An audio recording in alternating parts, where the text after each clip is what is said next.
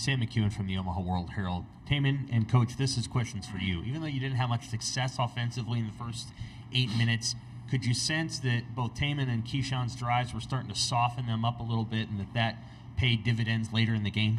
We'll go with Tamin first, then the head coach.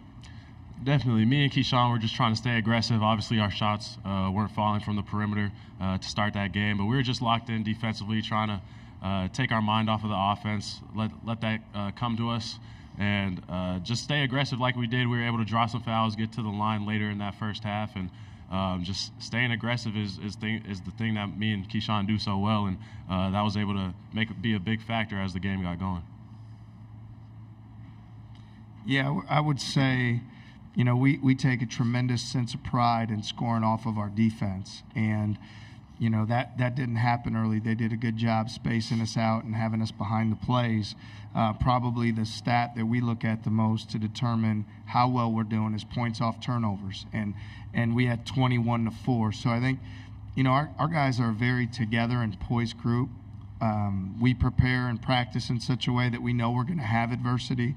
And credit to Washington State doing a great job putting us on our heels, and credit to our guys for not panicking, not getting too low or emotional, and just staying the course, waiting for it to come back around for us. Question for Coach Alec Bussey, 24/7 Sports. Earlier in the year, you've talked about you guys having a diverse scoring attack. I think you had 4 or 5 guys finish with at least 10 points, 21 points off the bench from 2 players. How much do you feel like that really helped you guys kind of push through some of the struggles you had early in the game? Yeah, it helped us a lot. I mean, certainly, we didn't score it great early. Kurt Jones hitting that 3 early on was a big shot, and he's been, that great, impactful guard scorer off the bench and playmaker for us when he gets in and has an instant impact. And Hassan did a terrific job right away, also got to the foul line and was getting behind the defense. He's such a terrific lob threat. So, again, balance, to me, it's about our guys making the right play and playing for one another. So, regardless of, how a team defends certain things, we have a plan of attack to take advantage of that. And our guys take so much pride in making the right play for each other. And usually what happens when you do that is there is balance to your offense, and it's been really good for us, especially the last few weeks. You talked there about Curtis's three-pointer to get you guys on the board with a field goal. He's been someone who's knocked down big shots for you all season. How much confidence do you have in him kind of being able to step up and make those kind of shots in big moments for you? Yeah, I mean, I think if there's evidence by his playing time and how much we have him out there in key situations, he's had a lot of games over the last 8 to 10 where he's led us in minutes played, and that's coming off the bench, which shows you how much we believe in him, and then his teammates, the confidence they have and looking for him. I mean, these guys do such a great job of finding each other. So proud of Kurt for staying aggressive and proud of his teammates for continuing to find him. Down here in the front row, thank you. Greg Wood, spokesman of you. TJ, you guys were blitzing them, every ball screen, which they were able to kind of pass out of early on. Not so much in the second half. Did something change in terms of how they would kind of get out of those, or how did that kind of turn around for you guys? Trey, and then the head coach, please. I'm sorry, can you repeat the question one more time? With you guys blitzing like almost every ball screen, they were able to kind of pass out of those early on, but you guys turned those into turnovers as the game went on. Did they change something up, and that's how you guys forced turnovers, or how did that kind of change as the game went on? Not necessarily. I think it was more of just what we did, upping our aggressiveness on the defensive end. I think in the first half, we were a little bit too tentative.